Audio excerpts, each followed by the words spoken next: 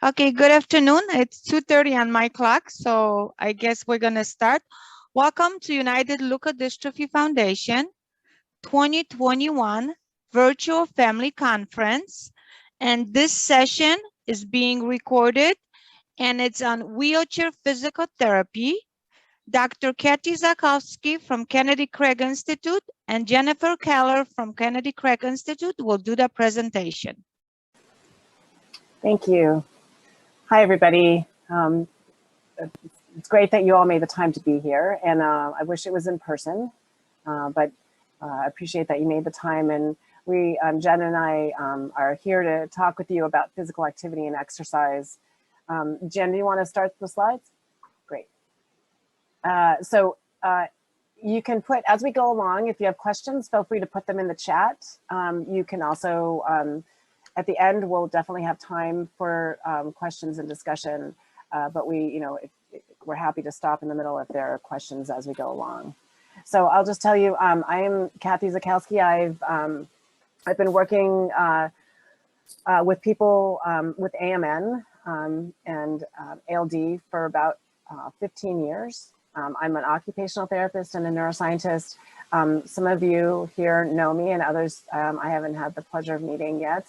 And much of our work has really revolved around in the laboratory, how do we identify what impairments are really affecting movement and mobility. And today we're really gonna talk a little bit more in detail about the implementation of some of that information. So how do you actually get to the point where this is gonna help people?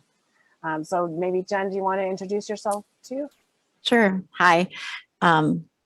I'm Jen Keller. I am a physical therapist at the Kennedy Krieger Institute, and I work in the Center for Movement Studies. And so I've been involved in the same studies that Kathy has been doing for looking at people with AMN.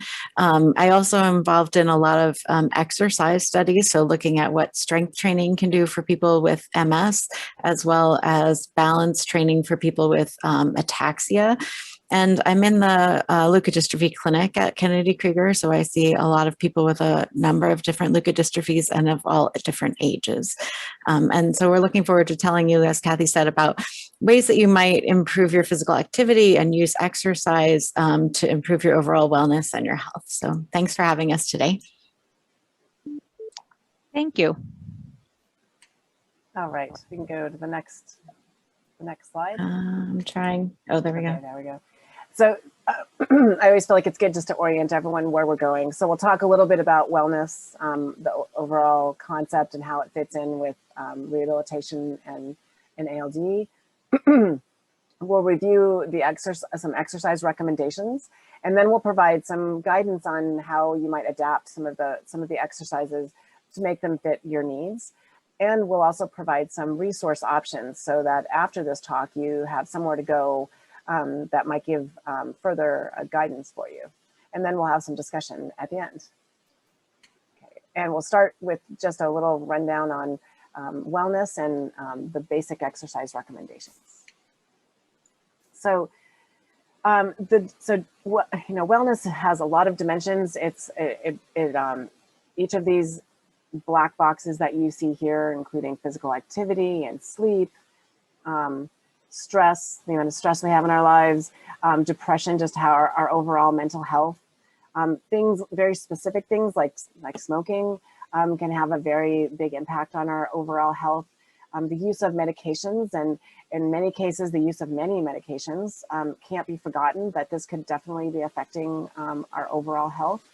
Violence prevention, really important to remember, especially with children, that this can affect a person's overall wellness, as well as something like nutrition and diet. So the kind of food that you take in and drink that you take in can definitely affect all of our wellness. So each of these, we call them kind of dimensions of wellness, act and interact in ways that contribute to our well-being. They're also influenced by our overall health, and they can be modified by changing some of our lifestyle behaviors or our activities. So lifestyle and wellness approaches are part of what everyone should really consider kind of comprehensive management. So this is important for everyone to be thinking about, regardless of a pathology that or a diagnosis that you might have.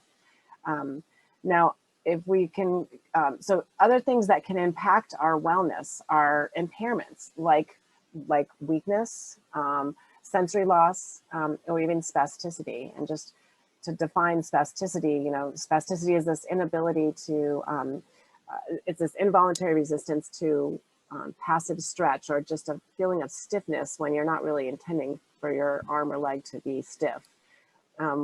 Sensory loss is a little bit more self-explanatory. It's the same with weakness. But I guess I picked these three particular impairments because much of our research in the past has really focused on how do we identify and measure these things so that we can determine if any interventions are making a difference. But we have shown over and over in our research that these kinds of impairments really affect us in different ways, depending on where you are in your disease course. You can go to the next slide. So just to start out, I wanted to also define these three concepts because I think there's overlap and there might be not an awareness of what they mean. So lifestyle physical activity is different than exercise. So it really includes all the planned or unplanned things you do in your life, whether it's, you know, making a meal, getting dressed, gardening, those kinds of things. Whereas exercise is also something you might do in your leisure time, but it's something you do repeatedly over and over kind of an extended period. There's usually some kind of goal or objective that you want to improve your fitness or improve how quickly you can do something or how much weight you can move around, that kind of thing. And then rehabilitation is something that can contribute to our physical activity and exercise, but it's more intermittent often, and its use is, you really want to, it has the advantage of using many disciplines, occupational therapy, physical therapy, speech therapy, psychology, that use different strategies to help someone regain or maintain better physical function and prevent complications, and again, to improve your overall quality of life. Ultimately, these three concepts are we're going to talk about them today and how they are involved in improving your overall health. You can go to the next slide. So the overall recommendation is that we want to work toward a minimum of 150 minutes per week of exercise or 150 minutes per week of lifestyle physical activity. So I think we should sort of stop there and just take that in, because that sounds like a lot of time spent on exercise and lifestyle physical activity and might not sound reasonable or even attainable. So what we're hoping today is that we can convince you and sort of show you that there are different ways that you can get to this recommendation, but you might need to adapt things to really fit where you are right now. You can go to the next slide. All right, so I know this is a really busy slide with a lot of information, but I start here because we really want you to have all of the parameters in mind when you're starting some form of exercise, in order to be sure that, as Kathy defined in exercise, that you're meeting the right intensity level and frequency level in order to see the benefit of it. And so in terms of physical activity, that's, the activity that you get during the day, as Kathy talked about, and throughout the day. And it could be through pushing your wheelchair, or through walking, through other activities that you do, like house cleaning and those kinds of things. Most of our information on that comes from things such as activity watches that tell us about the number of steps per day. And we have more information about, like less than 5,000 steps a day is being low or very little activity, sedentary, and more than 10,000 steps per day is being active. But I think that the more important thing is just to know that there's a range, and that you want to see where you fall in that range of activity for yourself on a day-to-day basis, and then improve that as necessary in order to meet that recommendation of 150 minutes a week. In addition to that, I think that goes well along with aerobic exercise. So we usually think of aerobic exercise as things like biking with your arms or your legs in order to get your heart rate up. And it's getting your heart rate up that is the means of changing your ability to have better endurance in life and have better heart health. And typically people want to try and get 20 to 60 minutes of this exercise, or maybe in 10-minute increment sessions several times a day to get to that same amount. And the intensity part usually wants to be between 40 and 75% of what a maximum would be. So if you were going as fast and as hard as you can, you couldn't do it anymore, that would be your max.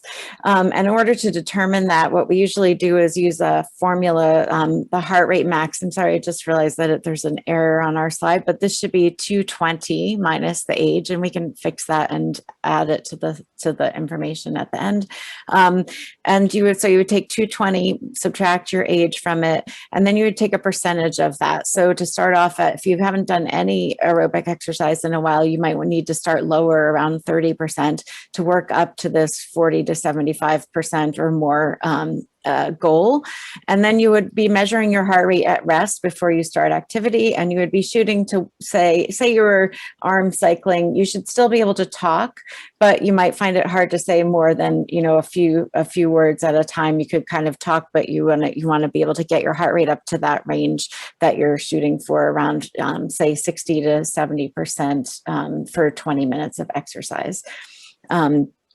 And then strengthening. So for strengthening, I think that the thing that we think about is, you know, just going to the gym and lifting weights, but it's more than just choosing a set amount and doing, you know, 10 repetitions. You really need to start at maybe 10 to 15 repetitions, and at an effort where you feel like you could do that, and it would feel like a 5 out of 10 if you're just to rank it. So 0 is like it's no effort at all, and 10 is the most you could only lift at one time. You know, what is 50% to you? And then the other thing that we know from our studies is that you need to progress that weight and that number of repetitions over every week, basically. So you either need to be increasing your repetitions or increasing your weight. We often start with, say, that 50% effort, doing 10 repetitions twice, 3 times a week, every other day, because you are actually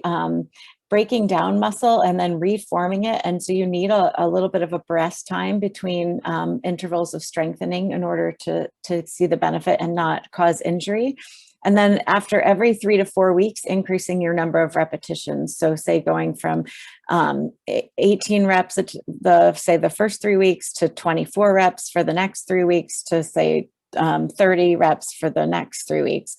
And we know from studies in MS that we've done that it takes at least 8 weeks to see an increase in your strength. That's at least measurable, that you're going to feel it. So it also really requires you to stick with it for an extended period of time. Okay, and so if we talk about flexibility, so you might think of this as stretching. So this is, you want to do this daily, and you don't need to stretch every muscle daily, but you need to identify which muscles might be the tightest, right? So in order for your muscles to work efficiently, they have to be able to get to the proper length, and in order to be able to make any gains for strength training or aerobic training. So some stretching, and the key thing for flexibility or stretching is really that it's slow. You want to hold every position for at least 20 seconds. And then, you know, go as much as 2 minutes, because that static stretch is really going to improve the flexibility of the muscle. Now, neuromotor, it's kind of a fancy word to talk about balance and coordination. So in addition to basic aerobic or strength training, you could do coordination activities. So try to do these 3 to 6 days a week for about 20 minutes. Again, kind of monitoring your intensity, like Jen described up in the aerobic, when she was describing aerobic exercise, so that it's challenging to you. So you might, if you haven't been doing it, you might start at a lower percentage of your max, but then you want to progress things so that you can continue to make gains. So the idea with this table is really just to give you a little bit of specific information about what, you know, how you measure, you know, how much of each thing you might do and what intensity you might do it at. I'm going to go to the next slide. Now, if we're going to give you a few examples of how you might do this, one example is to do some breathing exercises. So with this, this can be, breathing for relaxation, or this can be breathing to improve your lung capacity. And if those two different ways of doing breathing exercises will produce different results.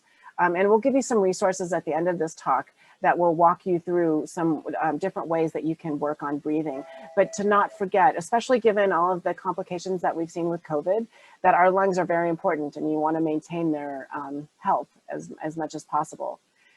Again, stretching, I've talked about a little bit. You want to, make sure you're working to strengthen your arms as well as your legs. And here we talk about, if you're going to do a resistance training with your arms, you can use things like TheraBand or machines. There's also cycling, so arm cycling, just like you would with a bike, but getting your arms to do the activity. And then same for legs, there are different ways to get the exercise that you need, whether it's on a stationary bike or a regular bike, or even just standing, or using a standing frame that gives you a little bit more structure and support as you stand.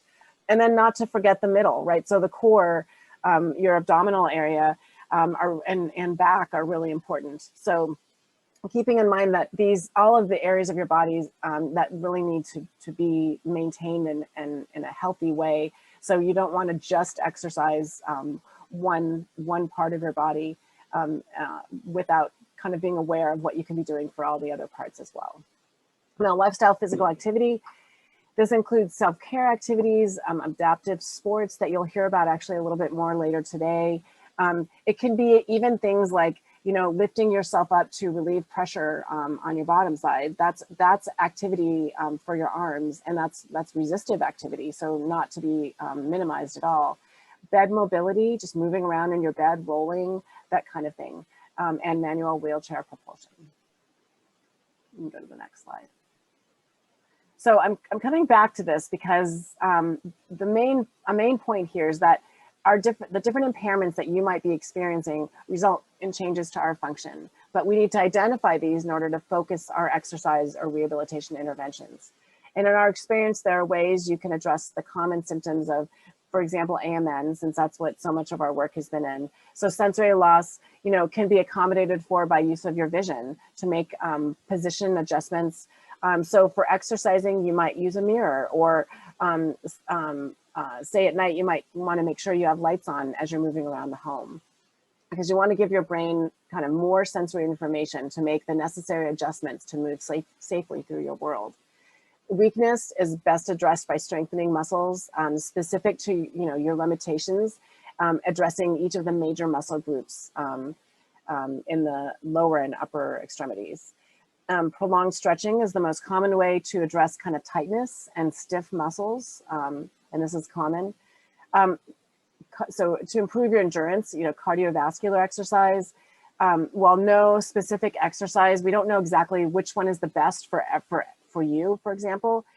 Using cycling or swimming are two really excellent choices. And when you are doing, for example, swimming, trying to even have some variability in how you move around in the water, so you're not only using one stroke, for example. Those are the adaptations that sound very small and minimal, but can make a big difference in how well you strengthen. Let me see other notes. Oh, combining. So often people have a combination of any of these symptoms, and that results in difficulties in just moving overall. So one suggestion to improve your balance might be just, if you are having trouble staying upright, is just to use your hands and use the information that your hands can provide to your brain on the surfaces that you're interacting with. So in other words, keeping your hands somewhere where you can get sensory information, so that, again, your brain is getting as much information as possible. Okay, you can go to the next slide. Now we're back to the outline, and I think Jen's going to talk us through some of the adaptive exercise ideas. We're just going to go over some of those things in that table that we mentioned, all the different aspects. So if we talk about physical activity and aerobic exercise, probably almost everybody has some sort of device on their wrist or on their waist that can monitor their overall activity. Another good way to do that is just to write down what you do each day during the day to get an idea of what your day-to-day activity is like. I know that a lot of these devices now will tell you about how much activity you get throughout the day. Are you getting activity, most of your activity first thing in the morning and not much during the afternoon? Or are you kind of having a lower time during the day so that you could see that at 4 o'clock you tend to have the least amount of activity, and maybe that's when you decide that you're going to try and put your exercise, new exercise routine in there so that you have some constant activity throughout the day. These are kind of ideas that are of interest in the world of research now to know how this impacts our overall quality of life and keeps us well. So that's one way in which you might be able to think about it. I usually think about it in terms of like, so what have I done for the last 2 weeks? And so if I've gotten, 6,000 steps a day, what can I do in order to try and increase that by like 20% for the next 2 weeks? And so that's just one way you might think about going about it. Others are way more fun. You can get out there and exercise to get your heart rate up. These are a lot of really neat equipment out there. I know several of you listening today already do participate in a number of these activities and could tell us a lot about it. But I also know that Chris Kegg is talking today at 4 about wheelchair sports. So I would encourage you if you to go and listen to him speak so that you can have a lot more information. But team activities are a great way to increase your activity and have fun. So I'm strengthening is something that we've done a lot actually for people with MS for leg strength, but the principles are true. As I was talking about, the number of repetitions are important. So this is just an example of kind of a worksheet you could use for a particular exercise that you want to do. So the number of repetitions that you do on which side or the other, taking a day off in the middle so that you're doing, say, every other day of the week. And then seeing how hard you're working, because intensity is really important in any activity. And it seems that the general consensus, I would say, is like 50% of activity of your effort or difficulty is what you're shooting for. If you were to be using resistance bands, you would want to record where you are, like what color you're using for how intense it is, what length it is for how short it is. Shorter bands would make something more resistant. And then at the end of the time, you can decide after completing your exercise, do I need to make it harder so that the next time I come back to this, I'll be keeping my intensity level up. I show this picture for a particular reason. I took a recent course about low back pain. And I think we often think about the ways to strengthen our abs is to do sit-ups, but really the way we use our lower abdominals mostly is to help our posture and support our low back. And so this is a really simple exercise to use a TheraBand and attach it to a door frame, and you can do it in sitting and then just reach up and pull it down across your body or straight down, doing one side and then the other. And you want to make sure that you keep your posture in a good upright alignment. And you will probably notice pretty quickly that that's a good stress on your body, but it also teach you, good alignment at the same time as doing your strengthening. And that, I guess, brings me to the next point, which would just be that, you need to start from a good alignment in order to do anything well, to have any good movement. So that takes me to posture. It's good to look at how you sleep at night. That can impact if you have any back pain. You really want to think about having your hips and your knees in line, which often for women in particular means a pillow between your knees in order to keep your knees from your top knee from falling down on. You may also need a pillow or a small towel roll under your low back so that your spine is straight while you're sleeping. And I think it's an interesting point, but pillows come in all sorts of different, thicknesses, and, you don't want to really, you might need a thicker pillow when you're sleeping on your side, but if you're a back sleeper, you're going to want a thinner pillow in order to keep your neck in line with your back. But you also want to think about your sitting posture. So do you have, how much of a low, how much strain is on your low back? Or maybe your wheelchair back is too low, and so you're getting too much extension during the day and you're leaning backwards, and that can be a strain on your spine as well. There are simple exercises like being back against a wall so that you can see how straight you're able to get. You can also just lay flat on the floor on your back and notice where your spine touches the floor, and then work to do maybe slight chin tucks to avoid our forward head position that many of us are acquiring worse and worse by being on all these Zoom meetings and working on our computer during the pandemic. And that also leads to flexibility. So the school I went to actually goes along with this thought that really you strengthen the opposite muscles in order to lengthen the muscles that you want, but that's not always the fastest way. So you can do both stretching and strengthening in order to do it, but it takes you to the right alignment. So as I said, laying on your back on the floor is a good way to make sure that you're staying as straight as you can. Looking in a mirror for doing like a neck stretch, because it's very easy to have compensations that you are unaware of, that you can get good feedback from a mirror. And then I'm showing feet, even though I know we're giving a talk today on people who are primarily operating from a wheelchair. You really need to have a good base of support still for being able to do good transfers, say from one surface to another. If your feet can rest flat on the floor, that can make it a lot easier for you to transfer. And so you want to maintain that range of motion over time. Similarly, one way you could do that is to use bracing of some kind. So orthotics in your shoes or like a support at your ankle in order to help you keep your knee and your ankle in alignment for positioning throughout the day, as well as for support for transfers.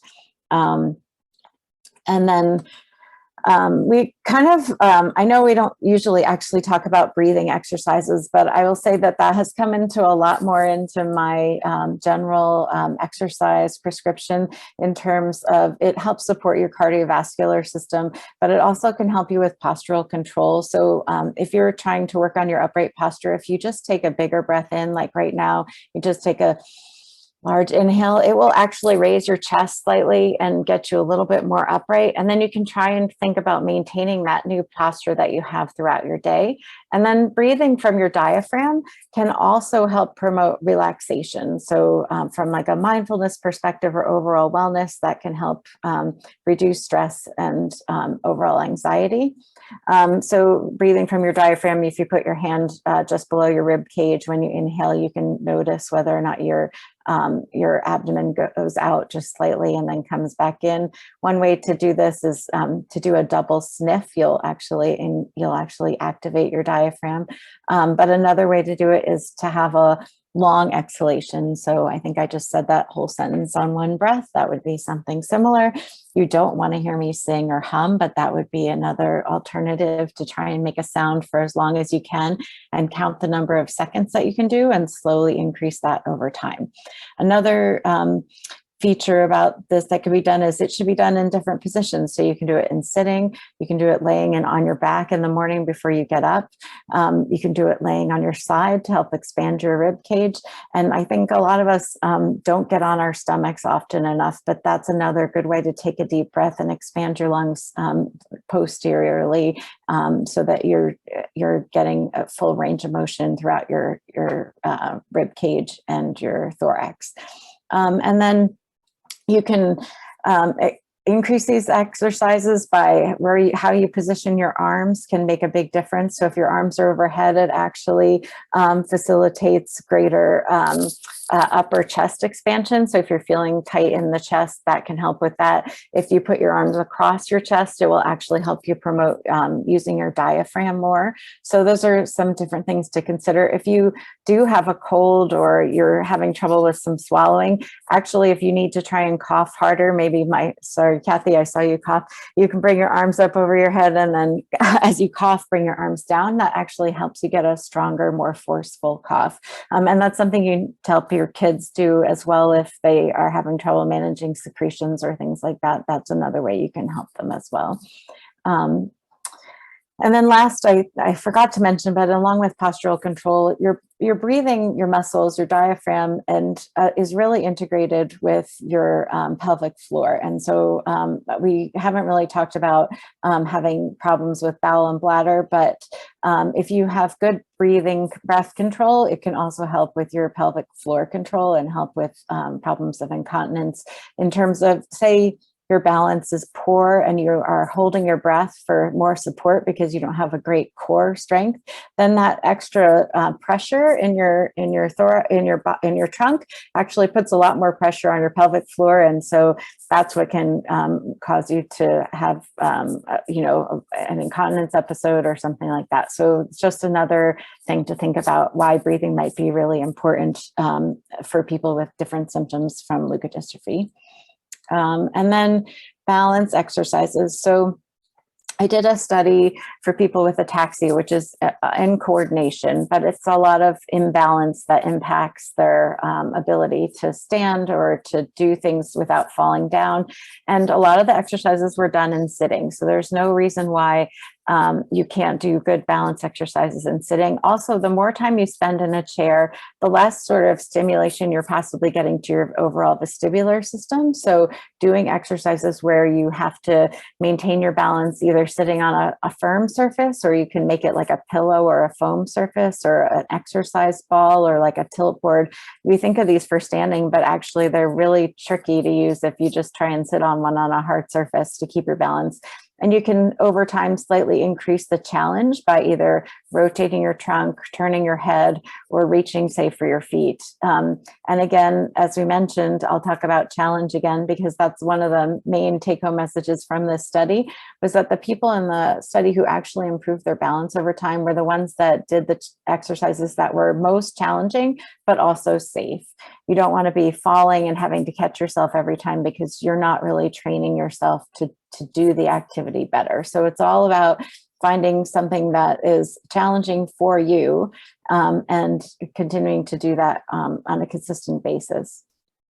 And then there are some, other activities out there that are available to us in a lot of different ways. And one popular system now is this original strength system, which uses the idea that your activities of daily living can be used for exercise. So say instead of when you get up in the morning, you just roll over and sit up and then you get going, you actually roll over and sit up and then lay down again and lay back, and then roll over and sit up and lay down and go back, and repeat that for 3 minutes. You'll be surprised how strong your low abs have to be in order to help you maintain that. Or if you're using your arms a lot to push up, it'll strengthen your arms by repeating the motion.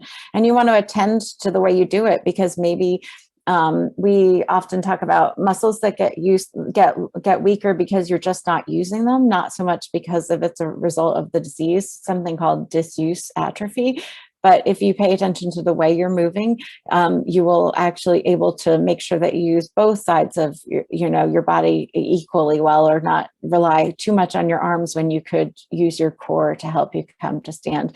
Another type of activity you might do in your chair is like a rowing motion. So it can increase your hip flexibility by going further backwards and further forwards. With having your arms up in the air, it can challenge your balance as well. And you can work on your core strength and your alignment by seeing that you can keep your head and your neck and your trunk straight during the activity. So I encourage you to look at Tim Anderson's website and ways that you think that you can modify such activities to work for you. So I'm going to go to back to Kathy. Right. So thanks, Jen. So, a lot of times people say exercise is medicine, right? So, but there are a lot of components to a healthy wellness program. So you might be asking, so what can I do now? So let's sort of break it down. We kind of broke it up into kind of 3 things that we can talk about that might help with this. Something about yourself, about the strategy you use, and about your environment. So what can you do now? Let's go to the next slide.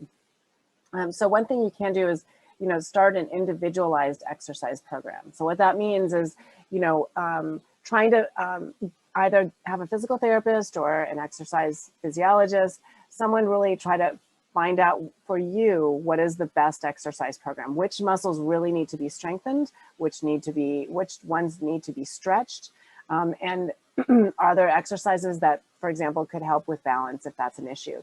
So the individualized part, kind of having it tailored to you, is something you can do. Overall, you can just try to increase your physical activity, and we're hoping that the ideas we're giving today will give you some ideas on how you could do that in your own environment. I'll go to the next slide. You can also change something about the strategy that you use. So you can go to the next slide. So weakness may not be the most important thing. So identify again for yourself, what is the most important impairment that might be affected? Is it sensation? Is it fatigue? Is it, instead of an impairment, is it something that's happening every day, like you're falling more often, or you're unable to maintain upright posture without back support? Is that something that you could, are there exercises that you could use to allow you to strengthen?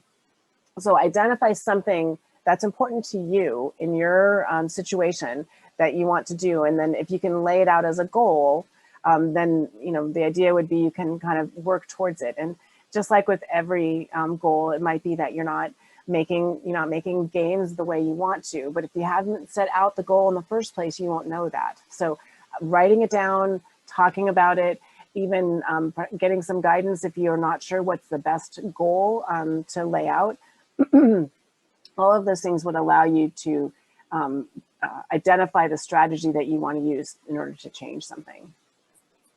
And go to the next slide. And then things like, okay, so I guess these are kind of strategies that you can use. Common things are, just not rushing as much. So taking your time, maybe even planning out how you're going to accomplish everything you want to accomplish in your day. Simplify your movements. So if you're planning to cook something this evening, laying out all of the ingredients in one place, and then getting all of the utensils that you need and putting those in one place, so that you can actually complete your task with the the correct amount of energy and be able to do it safely given your abilities. We're talking about here standing, but even if you are in a wheelchair, even just sitting upright and not using your back for support might be a strategy that you can use to kind of gain strength. Down at the bottom, I wrote, do one thing at a time. So I think we all have this impression that multitasking is sort of a positive thing. And I think really research has shown that we really can't multitask. So what happens is your brain kind of goes to one activity and then switches and keeps switching. And that's why multitasking often is associated with so many errors. So I would, if possible, slow things down and try not to multitask. Instead, try to do things in kind of a more serial order, so that you're not straining or stressing your body just to complete things that, a task that you want to do in your day. And then the bullet up on the top right, give yourself permission to accept help. So if someone offers help, if it's not something you want them to help you with, then give yourself the permission to say, I really could use help with this other thing if what they're offering isn't really what you're interested in. But to accept that, because it might be that you can conserve some of your energy on tasks that aren't as important to you, so that you are able to do the things that are more important to you. Okay, we can go to the next slide. All right, about your environment. So what can you do about your environment? We can go to the next slide. Just as it sounds, things like, is your desk chair the right height for you? Does it allow you to have the right posture? Just as important as your wheelchair is any other chair that you're kind of going to. Is it set up so that it can provide the support that you need? I wrote, some of these are more pertinent to walking, but it might even be that even tripping over things or having to move around things in your environment if you're in a wheelchair, those are things you could modify. So move the furniture so that you have a straight shot at getting to the door, to the hallway. Removing some of the rugs so that they're not in the way and they're not harder to roll over in your chair. You know, if you're trying to think, how do I do this in my own environment? You might ask yourself just the question, you know, do I limit how much activity I do because I'm afraid of something? And it might not be falling if you're in a wheelchair more. It might be during transfers, or it might be even, you know, in my environment, say my kitchen. Are there things that I can do so that I don't drop things, so I don't burn myself? Those kinds of other things that might be of concern. Another question you could ask yourself is, you know, do your care partners struggle to help you move, whether it's a transfer or rolling in bed? And if so, is there some way that you could modify your environment so that you can offer more help, or you can even use the assistance of gravity to help with some of your movements? So sometimes it's just a matter of stopping, kind of rethinking something that you've maybe been doing over and over and have been struggling with, but haven't kind of thought about how you might modify that. And that's a big message for our talk today. We can go to the next slide. So like essentially, this is what I've just told you. So choosing a chair that you know will be able to support you in the way that you need. Look for hazards around the home, and if it's not for falls because you're in a wheelchair, it's for other reasons. Be sure things like your bathroom, you know, a place where you know so many things are done throughout the day. Make sure it's set up in the best way possible to give you, you know, use the tools that are available if possible, so that you can get the things done in the bathroom that you need to in a safe way, but with using kind of the least amount of energy if you can. You can go to the next slide. So Jen, I think you were going to talk through some of this. Sure. So we just want to, you know, remind everyone that, you know, there's how you might be able to go about finding a PT or an OT that would be able to help you. So for example, the American Physical Therapy Association at www.apta.org actually has a link to find a PT where you can go in and choose to find someone who specializes in neurological rehabilitation, and you can enter your own zip code, and then you can see listings of people near you. So you want to find somebody that is appropriate for you. And in that way, it might be somebody who is a specialty in, you know, MS or spinal cord injury or stroke, because not everyone will be as familiar with leukodystrophies as those people that you would find at a university center, say in particular, but you can find people who have similar, who deal with people with similar symptoms, which can help as well. Or you can go to a bigger center where people are more familiar with a diagnosis.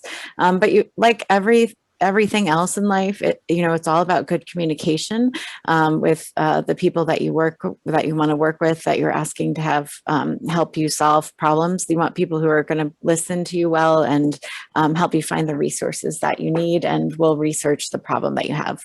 And then, you know, think about what it is you want them to help you do, and be specific if you can. I was going to add, Jen, just, you know, to keep in mind that don't, you know, I know many of you are used to having to kind of inform your healthcare provider about some of the details of your child or your condition, but take that same information and provide it to your healthcare provider in terms of a PT or OT, and don't be afraid to use some resources like published manuscripts or published papers. It might not be, you might not, it would teach your healthcare provider a little bit more about the condition, but it would allow them to use information from studies like what Jen and I have been doing.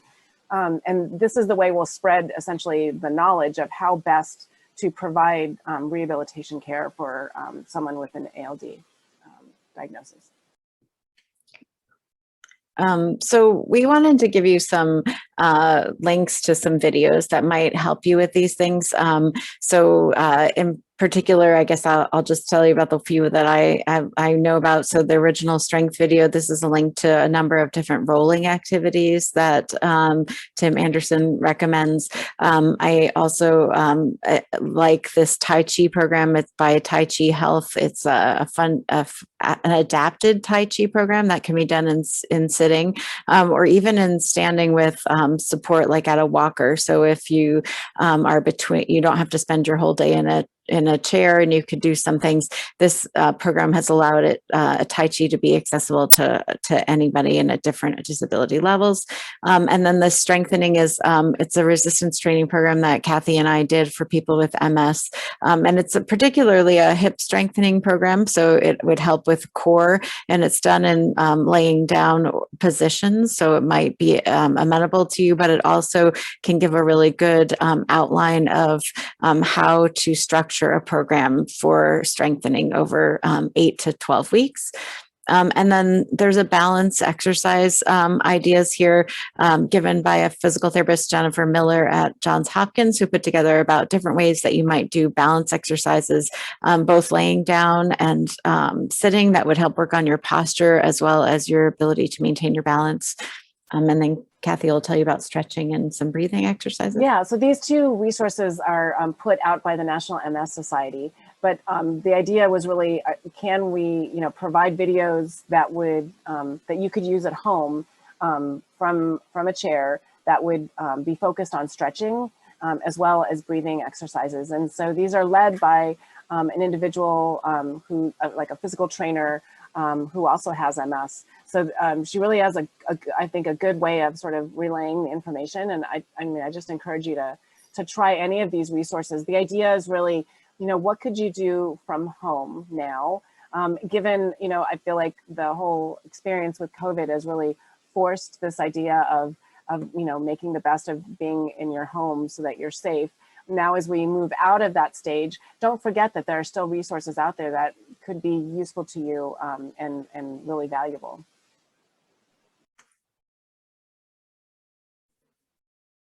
Okay, so really we wanted to leave you with kind of 3 main points. So the first of which is, physical activity and exercise can be adapted to fit all ability levels. So if you're walking, if you're in a chair, if you're an adult, if you're a child, there are ways that you can adapt physical activity and exercise so you can reach those recommendations. And it's so important to do that in part to maintain your strength and your function, but also to avoid secondary complications, right? Comorbidities that come with not moving very much and not getting that necessary physical activity. A second summary point is really that, the impairments that you have result in changes to function. So it's really important to identify what those impairments are for each of you in order to focus the exercise and rehabilitation interventions more directly for your abilities. And then last, rehabilitation is one place to start to enhance your physical activity and exercise and your function, especially if you need ideas or if you need help or guidance in adapting exercise or improving your strength or sensation. So, and rehabilitation can come in many different forms, right? So talking to your physician about it, but really, highlighting those experts that are trained in rehabilitation specifically, like a physical therapist or an occupational therapist, or even a physiatrist. So I think those are kind of the main points, and we're happy to take questions. We could also show you some of the videos that we recommended that you look at. But I wanted to pause here, and I see there are 2 things in the chat that I can say out loud and share. One person suggested, can exercise be used to help with nerve pain? That is, there are exercises that could alleviate pain in the extremities, ? And help with decreasing sensory abilities in feet too. I don't know, Jen, do you want to start answering and I'll add to that too? Sure. So, yeah, so we actually did an exercise study with women with AMN who went to Curves gyms for 12 weeks doing exercise 3 times a week. And we were we actually didn't anticipate it, but we did find that people reported a improvement in their complaints of pain after the exercise program. So I think just general cardiovascular exercise that increases your circulation can be beneficial for helping nerve pain. In the clinic, we often recommend things such as compression stockings if you're having nerve pain in your feet, because that can also help with blood flow. As I say that, though, I just want to make sure that you check with your doctor first, because there's just some contraindications to that, and you just want to make sure that fits your needs. And then also, like, even if you can't increase your overall exercise, just changing your position more frequently can be helpful. And then maybe, Kathy, you probably as an OT do it more, but desensitization can also be used. So just touching things more, basically, in a low key way. So. You're right. You're trying to, like, yeah, desensitize or just provide more stim so that you accommodate to that. You become more accustomed to it. Another thing I was thinking that I know I've seen research for in MS is the idea of kind of using mindfulness and breathing exercises to address pain, nerve pain. So there are resources for how you can use mindfulness. I mean, there are apps like Calm and others that you could play with and see if that helps and determine if it can help even for a period of time. I think that would be my other recommendation. There was another question, can you put these links in the chat? And I did that for anyone that might want to take advantage and use those. I guess, and one thing I'd like to know, we come, Jen and I come back every year, and each year we try to provide something new, but the basis of what we find is in the laboratory. I'm wondering if you all have suggestions of things you'd like to hear about next year, assuming we're invited back. But the idea is, what are we missing? What in terms of, we're very interested in physical activity and exercise and trying to provide the best resources to you. But are there, in the context of that, what else would you like to know about this? Or are there different topics that we're not even bringing up?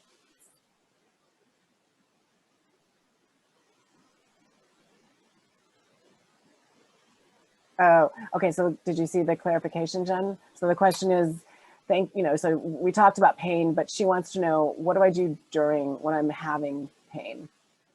Again, I would say mindfulness or using, cognitive strategies to address that in combination with medications are kind of the best thing that I have seen. Jen, I don't know if you have additional. Yeah, I can look. I'll look for the link. There is a couple of different sites now that are specifically address how to manage pain through cognitive strategies, like Kathy is talking about. Focusing on parts of your body that do not hurt to kind of distract. The other option, I guess, is there's something called TENS, which is a possibility, which is like an electrical stimulation device that can be used to help manage pain. And then I think getting ahead of it is also important. So possibly consulting a physiatrist, a rehabilitation medicine provider, if there might be some medication that would be helpful in order to do that. And then I do also think, like I said, getting ahead of it. So stretching, prolonged stretching it can be helpful. And so not letting your muscles get tight or stiff or not move around in order to do what you can to prevent when that happens. I guess it's hard to address that question without talking to you a little bit more in person, but. Pain is a really complicated, it's a really complicated problem. And so it's been really hard from a research point of view to get at what the mechanism is for different types of pain. And so that's, I think, what has really made kind of interventions or implementation of new strategies really difficult. So I know that isn't the answer. That I felt like I want to, there are people working on these issues, but it's just been really hard to pinpoint and be able to find the best solutions. But there are studies ongoing. And the other benefit is that although, ALD is much more rare, there is a lot of pain issues for people who have spinal cord injury in general. And so much of the research is being done for other diagnoses, but we can, in the ALD field, we can really borrow some of that information. And that's what Jen and I do a lot with the MS population, is really kind of borrow what they're doing in MS and try to adapt it to fit more specifics related to AMN or ALD. So there are a couple other questions. So I think, yes, we would love to address physical therapy in a pool setting as well. I think aquatic therapy is always a good option. There's a lot of good benefits to that. So you can use water as a way to give you more buoyancy so that you don't have to work against gravity so much to get exercise.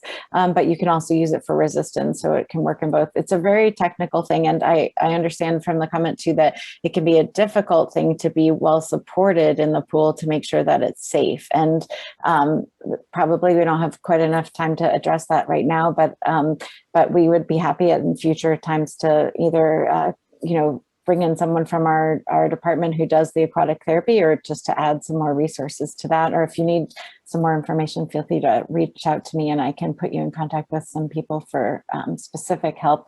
And then also talking about stretching when you're dealing with a dislocated hip. So advocating specifically for a dislocated hip is a little bit tricky, but I think what's a good way to think about it is just so everyone can be more flexible at one joint and less at another. And so when you're talking about stretching, you don't want to be stretching the part that's overstretched. And so that's a key point about stretching, is that you need to have good stability at each end of the joint to be sure that you're stretching where you want to. So fixing, you may need to use like a wall or a block of some kind, or maybe the support of someone else to be sure that you are not putting pressure in a different direction than you want to be stretching. Bracing can be used in a number of different cases. It usually takes a little bit of like one-to-one training in order to be sure that you do it correctly.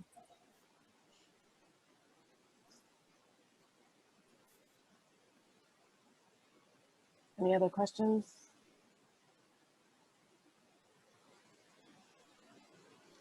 Thank you for coming. Yeah, we have 9 minutes. So if there's no more questions, I guess we're just going to end, right? Yeah, so I'm just going to say thank you. Thank you to the speakers. Thank you very much for attending this virtual conference. And thank you to the audience. Thank you to the sponsors. And we will hope to see you all next year in person. Yes, exactly. I hope so. Yeah. Thank you, everybody. Sure. It's nice to see everyone too, all the familiar names. So yes, thanks for joining. Thank you. Enjoy your afternoon. Thanks, everybody. Bye-bye. Bye. Bye-bye.